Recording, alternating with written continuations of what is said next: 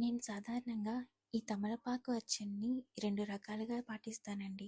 నా మనసుకి ఎప్పుడన్నా కష్టం అనిపించినప్పుడు, లేదా ఏదైనా ఒక పని అవాంతరాలు ఎదురయ్యి ప్రారంభించలేకపోతున్నాను, లేదా పూర్తి చేయలేకపోతున్నాను, బాగా కష్టంగా అనిపిస్తున్న సమయంలో ఒక మంగళవారం లేదా శనివారం లేదంటే శ్రీరామనవమి రోజు చూసుకొని ఉదయాన్నే లేచి తలంటు స్నానం పోసుకొని ఇల్లు మొత్తం శుభ్రం చేసుకొని స్వామివారికి దీపారాధన చేసుకొని 108 తమలపాకుల్ని తీసుకొచ్చి వాటిని శుభ్రం చేసి ఒక్కొక్క ఆకు మీద శ్రీరామ అని సింధూరంతో రాసి ఆ 108 తమలపాకుల్ని మాలగా కట్టి దగ్గరలో ఉన్న రామాలయంలో కానీ ఆంజనేయ స్వామి ఆలయంలో కానీ సమర్పిస్తానండి.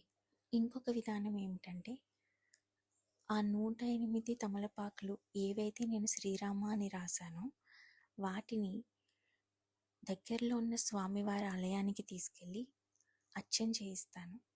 అది కూడా వీలు కాని పక్షంలో ఇంట్లోనే స్వామివారి పటం లేదా విగ్రహం ముందు అష్టోత్తరంలో ఒక్కొక్క నామం చదువుతూ ఒక్కొక్క తమలపాకుని స్వామివారి పాదాలకి అర్పిస్తానండి.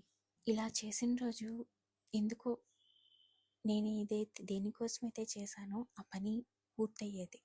ముందు నాకు మనోధైర్యం, ఆ పని నేను పూర్తి చేయగలుగుతాను లేదా ప్రారంభించగలుగుతాను, లేదా ఇది పెద్ద కష్టం కాదు, నేను దాటగలను అనే ధైర్యం వస్తుంది.